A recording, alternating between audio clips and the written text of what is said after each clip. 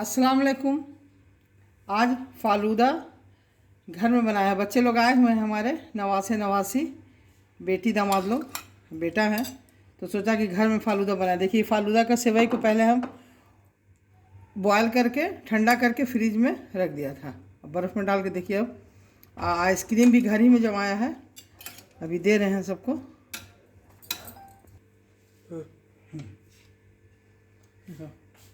देखिए घर में आइसक्रीम जमाया था प्याला में एक जगह, उसके बाद इसको अब इसमें डाल रहे हैं, इस तरह से कट करके। देखिए सब प्याला में देंगे, बच्चे जितना पसंद करें।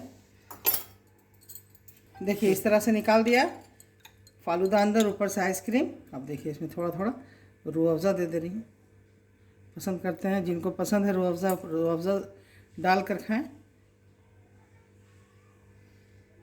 गर्मी बहुत पड़ रही है।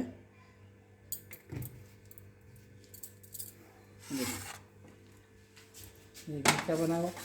इस तरह से घर में फालूदा बनाइए और आइसक्रीम जमाइए और सब बच्चे लोग को, अपने बड़े छोटे सबके साथ खाइए। अगर इस तरह से बनाइए और ज़रा भी पसंद आया है तो मेरे चैनल को ज़रूर सब्सक्राइब कीजिए, लाइक कीजिए और शेयर ज़रूर कीजिए अपने दोस्तों में। ठीक है, अल्लाह हाफिज़।